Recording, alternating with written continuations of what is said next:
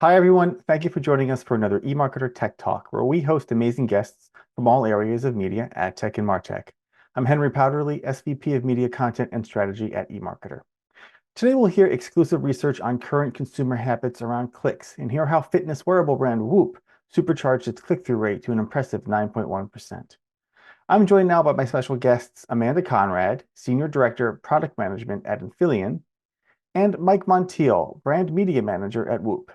Amanda and Mike have a great presentation for you, and afterwards we'll open it up for questions about what you've learned. So please use the chat window to tell us where you're joining from and to submit questions for the Q&A. Now, Amanda, over to you. Thank you so much, Henry. It's really great to be here. As you said, I'm Amanda Conrad, Senior Director of Product Management at Infillion. I mostly work on our product called TrueX, and TrueX is a full screen interactive ad. Comes with a lot of guarantees around time, 30-second time guarantee, interaction guarantee. It's always opt-in, and it's always full screen share of voice. And because of our fully interactive canvas, can really do a lot of really interesting things with it, fully customizable unit. I'll be showing you guys what we did with Whoop earlier this year and sharing the really exciting, interesting research that we ran around CTR and clicks. And then I'm joined with Mike Montiel from Whoop. You want to introduce yourself? Hi, everyone. Mike Montiel. I'm the brand media manager here at Whoop. I've worked with Truex a lot in my agency life, so I was really excited to bring them over as one of the first partners when I got onboarded here last June, so almost a year. But it's been really exciting to see the same results. We love consistency. Good. All right, let's get into the presentation. So I'm curious in the chat, I'd love to know, what do you guys think? Do you think consumers are clicking on fewer ads than they used to? Compared to a couple years ago, do you think that they're less likely to click now than they would have been a couple years ago? Mike, what do you think?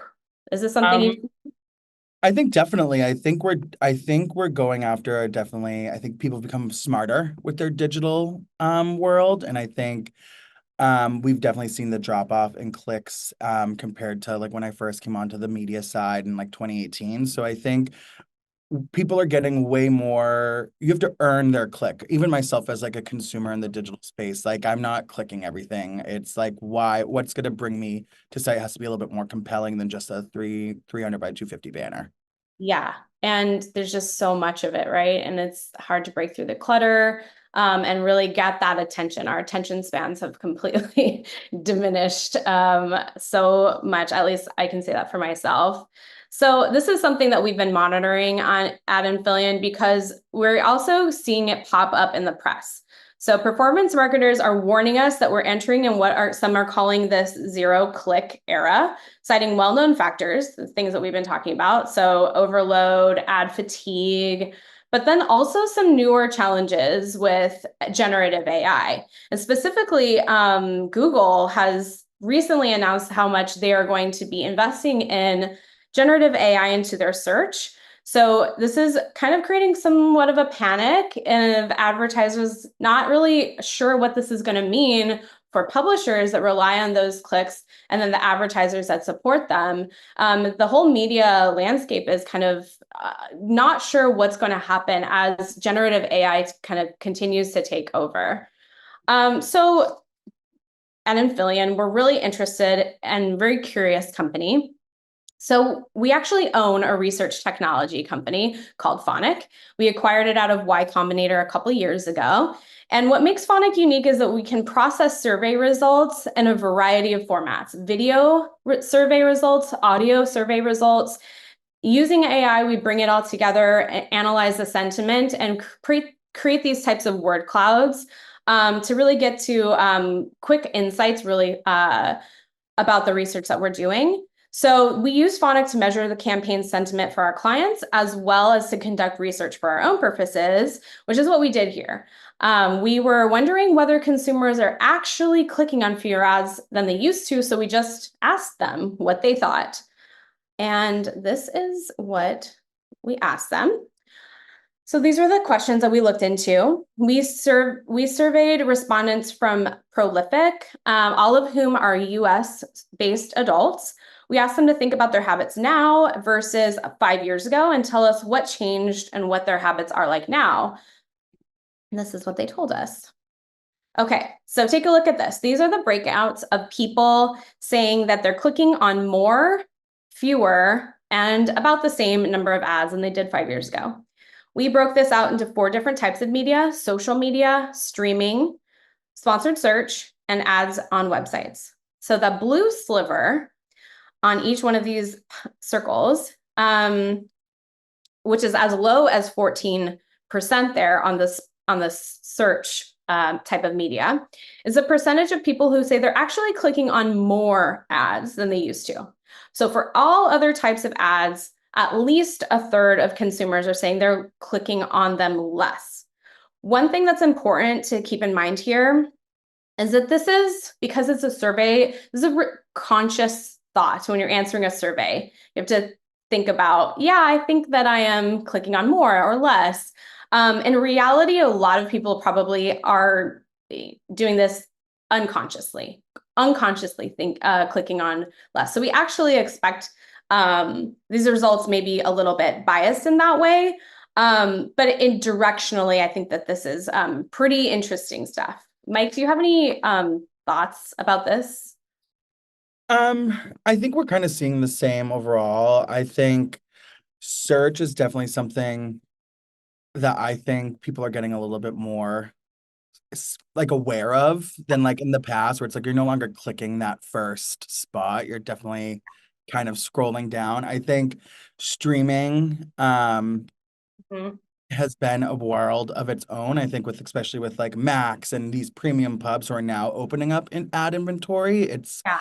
definitely kind of evolved back into a linear type of strategy. So I think it's kind of pivoting, but it's also like the same as it was, just now in a different arena. Yeah, there's a little bit more I don't know. I just think that we're also aware of it now, and we know there's so many different ways to get the same information, maybe also. Okay, so let's move on to the next slide. Okay, so when we ask people what they do when they do see an ad that interests them, here's what they say. Only 6% of people say they always click on it. 30% say they never click on it. So I want to underscore that this question pertains specifically to ads that consumers found interesting. So we already are not counting ads that people feel like are not relevant to them, don't like, whatever, annoyed at, interrupted them. Only these are only ads that actually they are interested in. Still, 30% of people will never click on them. So this is where we have the chance to move the needle and optimize. And how do we get that 30% to convert? So when we ask them, okay, why? Why don't you click? You're interested, why not click? Some of the most common things that came up were that they don't trust the brand or they don't trust the publisher that they're running on. I thought this was really interesting.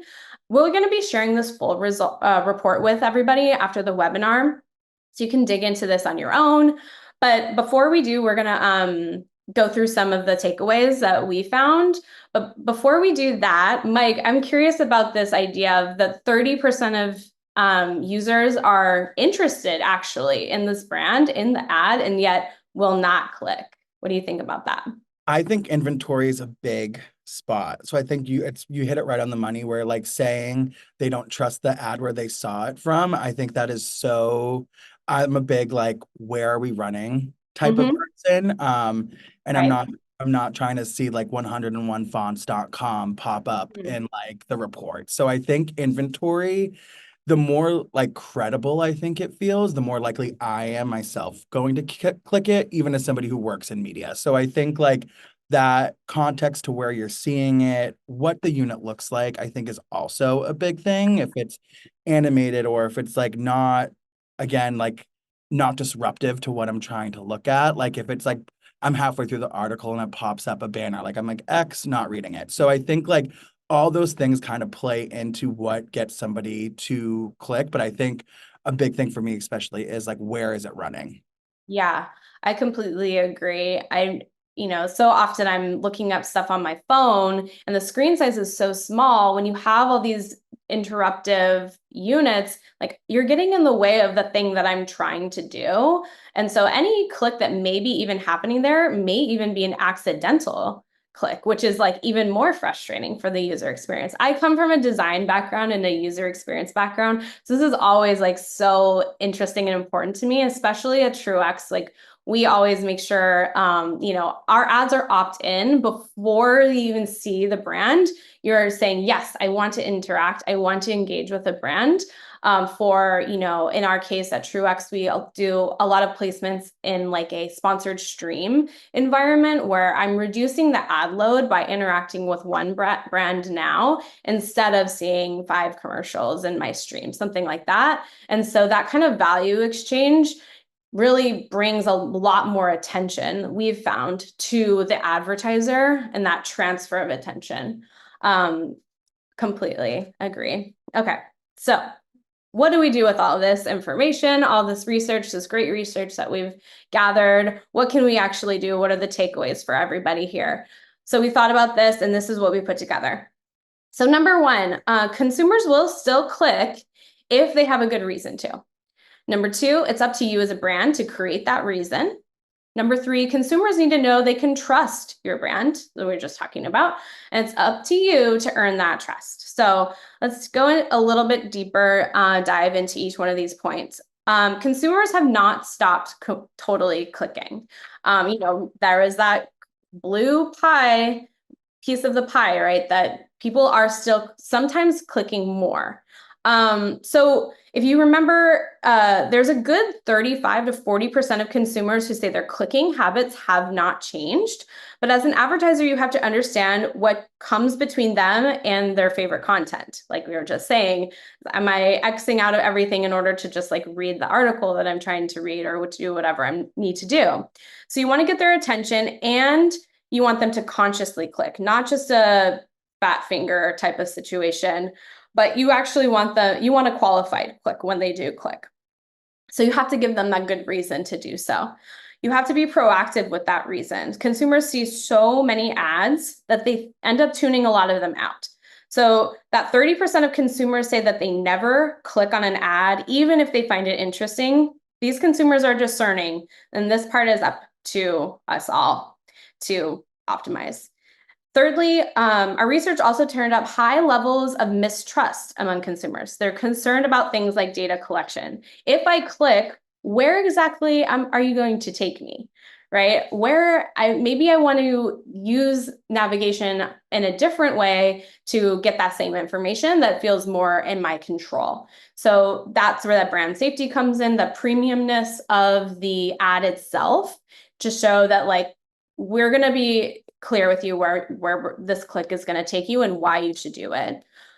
So fourthly, one of the priorities when we work with clients on our Truex interactive ads is to help them understand just how much information we can pack into an ad. And we'll get this be very clear when we look at the Whoop creative in a second. Is there anything else you want to add to that, Mike, from your experience? No, I think this is all pretty online, and I think as we go through how well the unit did, it only backs that up further. Right, let's look at it. Okay, so I'm gonna press play here on this little screencast that we did of the Whoop ad. So there's no audio for the purposes of this presentation, but as you can see, we start out with the ad. This is post opt-in and full screen video, and then we have this opportunity to dive into 4 different pillars of what do you want to learn about. And this is what I mean by the Truex ad is like completely full customizable canvas. It's like a microsite. It can do really anything that you want in here. And so do you want to talk a little bit about the strategy, Mike? Yeah, I think the big thing too is like Whoop is a very, I think, complex product to describe in 30 seconds. So we really leaned on the Truex unit to kind of paint that more holistic picture and give everyone that opportunity to learn more learn more about Whoop at their leisure. So we broke it into our 3 pillars, which is sleep, kind of like an overall recovery and just wellness, and then a train better, and then also really lean in on our free trial messaging. This was for our January Jumpstart campaign, which is started immediately after Christmas, so on 12/26. For us, January is just as big as like cyber and holiday shopping. The targeting we leaned on is definitely that like health and fitness, but also kind of leaning in on that more evergreen, just kind of general awareness piece, as well as we were going after that New Year's resolution and bringing attention to like our core base, which is just fitness enthusiasts. I think I know we're going to go down into more things, but I think the best piece for this is coming from agency, especially like a larger agency like I was at Havas when I first started working with Truex. I had all those tools at my leisure, from like a Nielsen, a Kantar, Clear Decisions, and we were really relying on kind of those reportings that we got every week to kind of paint a picture of who this audience is based off of where they interacted within the unit. So all of our data we had was from Meta, which really showed more of just like general. The audience didn't really care on a specific tactic. And what we learned through this was sleep was just as impactful as free trials. So that's something we've now leaned in on from like our CTV audience, is kind of looking at more of just a general sleep spot for something we could have when we pull this unit again in Q4. Yeah, I love that. That's so smart. So at the same time that we were running our research around CTR and this like bigger question in our industry, we were running this campaign with Whoop, and we decided to use Whoop as a bit of a guinea pig to see if some of these learnings, to test them out in the real world. So as you can see, this is a very in-depth ad. And actually, I wish I had a clickable demo here. You can show you all the different like underlying branches of this unit. But imagine that you can see much more information if you click on any of those pillars toward the bottom. So it also looks so premium. It looks just like the Whoop's branding. Everything about it is very like, just feels very rich and vibrant.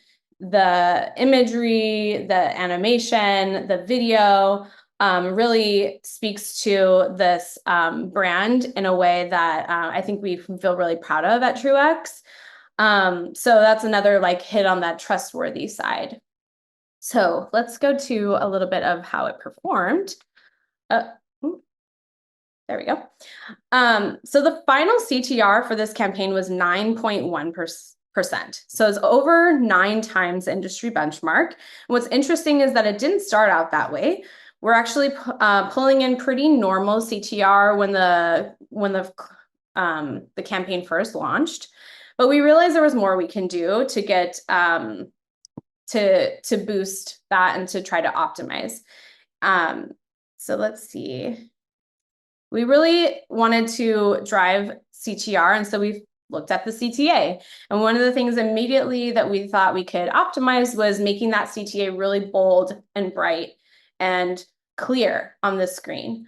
No matter where you are in the unit, there's always a way to start that free trial now. It sounds so simple. Sometimes the best optimizations are truly that simple. So should not gloss over the easy things, right? And so that's what our team did. And it made an incredible difference. So let's get to some of the takeaways for everybody. Number one, be situationally aware. And for this, I really think about targeting. The campaign targeted fitness enthusiasts, like Mike said. At Infillion, we use many different inputs to build a custom audience across our network. Not only the placement is always opt-in, so people are engaged, they're paying attention even before we show them any ads. We're always guaranteeing a time spent and an interaction. We're also very precise with when and who we put the offer in front of. In Whoop's case, are naturally targeting fitness enthusiasts to build our segments, but we started with the proprietary location data that we have at Infillion. So in this case, we're targeting gyms, other fitness locations. We pass the mobile ad IDs through a cross-device graph to find users across their screens. But we also know that some people don't go to gyms. Some people prefer to work out in other ways. And also, to Mike's point, like maybe you're interested in Whoop for something else other than fitness, like sleep, right? So we find these pockets of our target market who may not naturally fit into that location segment. So we employ our proprietary true targeting survey. This is a one-question survey that is before the user gets to the ad, just to qualify them even more for the ad experience. So in this case, I think we asked something like, would you consider yourself a fitness enthusiast? And then if they said yes, we load the Whoop ad. So this is essentially a zero-party data solution, a double opt-in. So these people are really ready to engage with a brand like Whoop. And I think we also talked about the timing of it, right? So over January. Anything else that you want to add about that point, Mike? Well, I think it was nice that we like kind of pre-started before January 1st. Like with it being immediately after a holiday, it was kind of, I think what also helped us stand out among like the overlay for like holiday creative. We started fresh and bold with something like this definitely stood out compared to like the normal holiday spot that I'm sure ran into past Absolutely.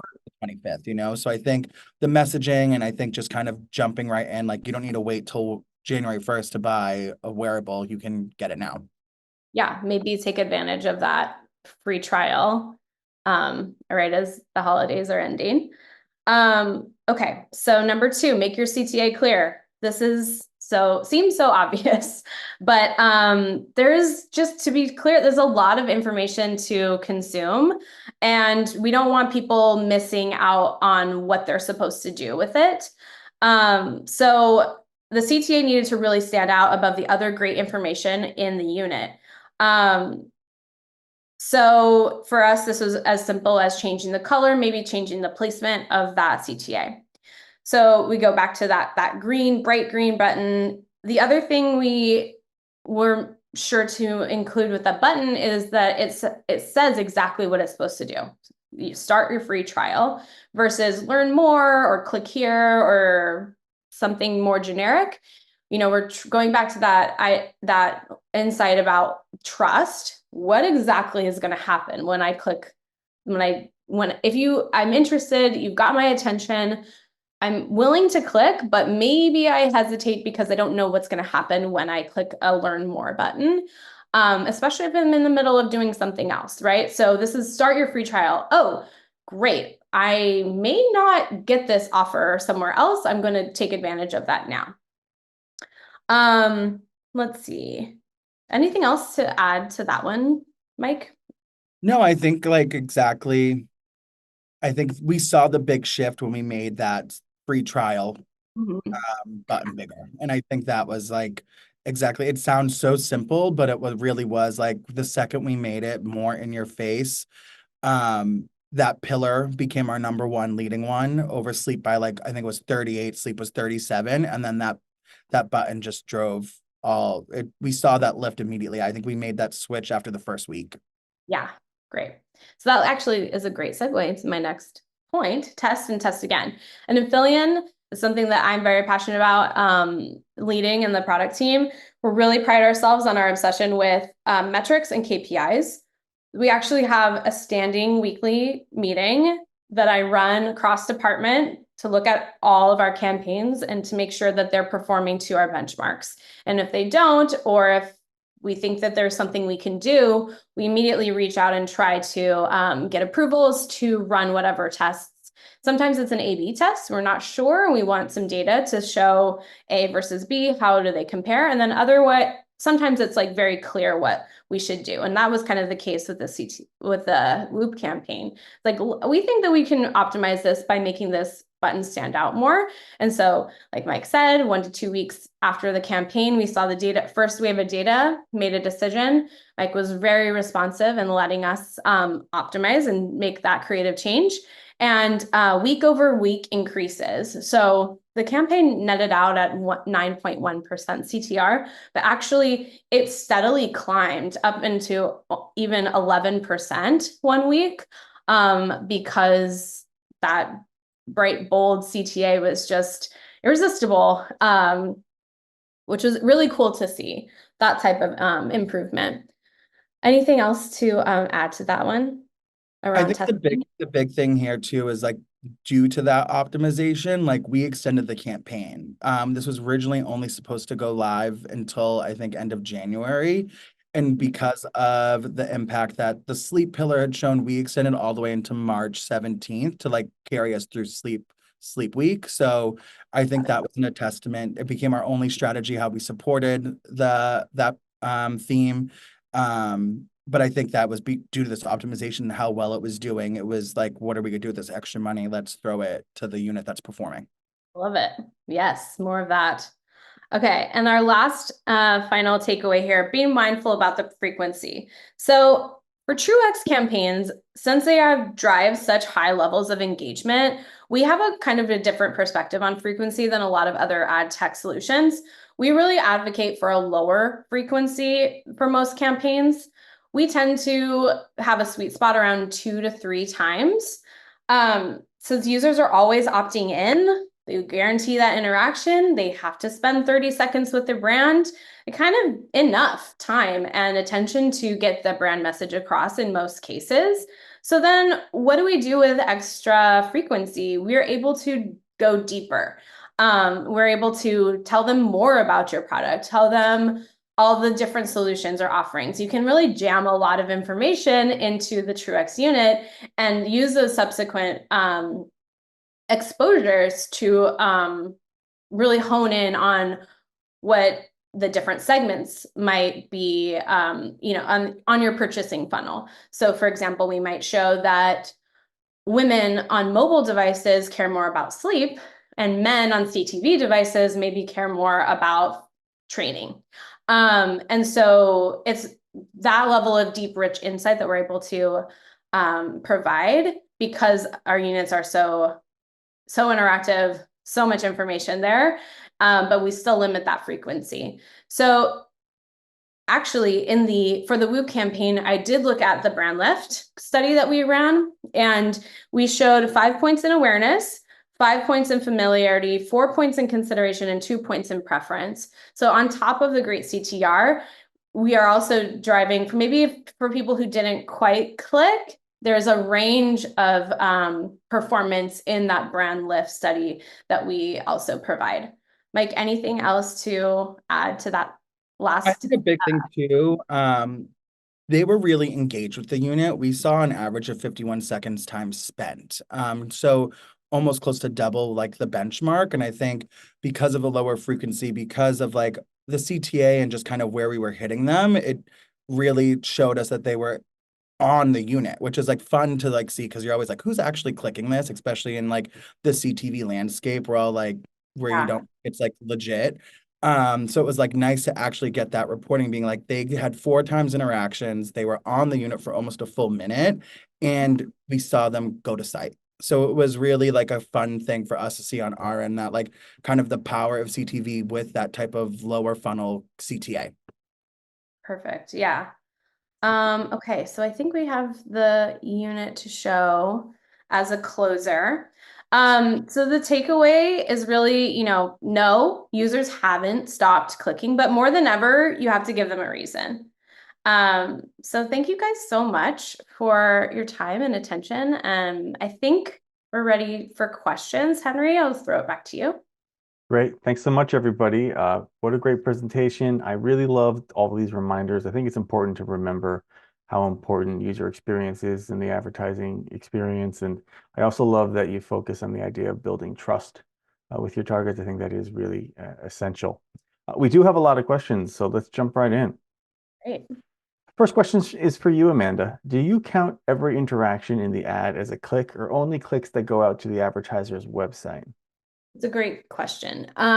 So at Truex, we are hyper focused on interactions, but those are separate metrics. We have interaction and interaction rate, and then we have the CTR. And click-throughs are only when they actually drive to the advertiser's site. So one of the things I said is that Truex guarantees an interaction, does not guarantee a CTA, does not CTR.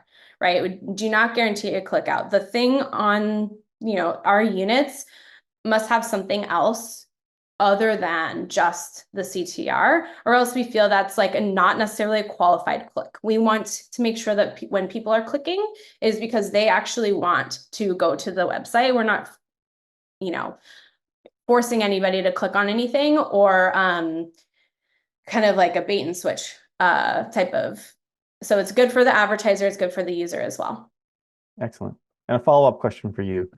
How much time does it take on average to implement a creative change in an Infillion ad to optimize for a KPI like CTR?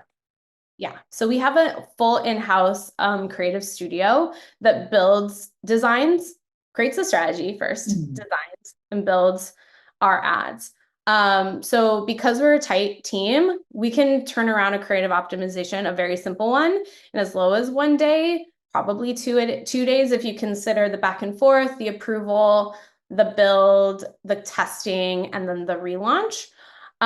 Usually that takes 1 to 2 days, but we can also support like bigger creative changes, change in direction, something like that. But of course, that would take longer because there'd be more back and forth and approvals. But typically, a change like this, like a CTR color swap or placement swap, only a day, maybe two.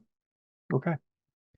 We have someone in the audience who asks about what metrics are you proposing perhaps in place of CTR for awareness-focused campaigns? So I think interaction, I feel like I'm a little bit of a broken record here, but I do think that the interaction is so important. And it kind of goes back to that idea of brand lift for me. When you interact with a brand, you're placing yourself somewhere on that purchase funnel. You're maybe higher than an intent to sign up for a free trial, but you are building your awareness, your familiarity, your consideration, right? And so interactions and the more people interact with and what they interact with can tell you a lot about where people are on in your purchase funnel. And so interaction, I think, is a really great and engagement in general, really great metric to keep an eye on in short of like a tunnel vision focus on the CTR. Excellent. Mike, this one's for you. It has to do with some of those examples you were showing. How does targeting work with these ads, and who was Whoop trying to target? For us, we were really just trying to target, I think we have personas, but we see with historically a broader audience for us layering on just adults 25-54 that interest, and then we are subscription based, so we do have tend to lean on a higher household income, which I think led naturally to like the CTV inventory of like a Hulu and like a Peacock, more of those like premium pubs. I like to picture us as like a laptops and lattes audience. So like going after those people who are like a little bit more lighter, I think was our goal was like not to have like the CrossFit person as they tend to have already been on Whoop or are already had been on it and don't like it. So I was looking more for like those berries, Soul Cycle, they go 3 times a week and they're kind of fine with that. I think which was the baseline of that, kind of paint the picture of the microsite to show that Whoop is more of a holistic wearable, not not like you don't need to be Michael Phelps to wear a Whoop. So I think that was like kind of seeing sleep be our number one pillar out of like the metrics, I think really helped show that we were going after that more broader audience and they were really engaging. Where like train was like third, I think, highest in like the engagement. And that was more, I'd say more of that premium athlete, and sleep is definitely more of that like light, I think just overall fitness person. Gotcha. And a follow-up for you. Is this kind of CTR optimization just a stopgap? Do you think CTR will continue declining as a metric as the population is made up of more and more digital natives? I wouldn't say as a stopgap. I would say it's like more of just kind of playing defense. I think part of this campaign also, we had retargeting display banners to really also kind of follow the journey outside of the main screen in the household. So I think it's a combination. I wouldn't rule out display. I would never not have display on, but I think having things within the unit like a QR code or that CTA is like really in your face and something as bold as free trial. I mean, you're definitely more inclined to click it, especially with it being that where I would consider Whoop a little bit more premium than like a Fitbit. So I think all of those messagings kind of, I think exactly to what we were saying, you have to compel the person to click. And I think with this unit, letting you interact, letting you have the choice to miss a half hour free of commercials if you just watch this one ad. I think all of those things played into a big factor. I think consumers have gotten so smart, and myself included, it's like, what's in it for me? And so I think we kind of painted the picture like you're getting time, you're going to watch this one ad, have some free watching. We're also giving you a free trial. We're also letting you, I think the unit is fun in itself. It's something different than just like a pause ad or just the pre-roll. It really was very interactive, and we saw them engaging. So I think it's a combination of those three things, but ultimately it's like, what is in it for the consumer to want to watch this ad? Amanda, you have anything to add to that? I don't know. I love all of that. I think, like Mike said, it does take a confluence of things, right? The unit was engaging, the brand is cool, the targeting is on point, the placements are premium. We're like the halo effect of like, wow, Whoop is giving me a free half hour of no ads. Like you've gotten my attention. All of that comes together. And so maybe that's not the right strategy for every single campaign out there. You have to use your best judgment. But in this case, I think all of those things came together and really helped this, really perform so well. I think something also too to note is that like this video creative was all UGC. So it was regular people or not too premium influencers. It wasn't our top athletes. So I think it felt more attainable than we felt in the past, where like our last ad before this was like a very Michael Phelps athlete heavy. And I think having this kind of like more Whoop is for everyone, I think that definitely helped driving that engagement. Excellent. Totally. So here's an interesting question. Someone asks, is there any correlation between a high CTR and other types of after the fact conversions or attributions? Meaning, if a creative has high CTR, then can assume it also has other high post-view attribution rates as well? That's great. I don't think so. For other campaigns, we have sales lift data.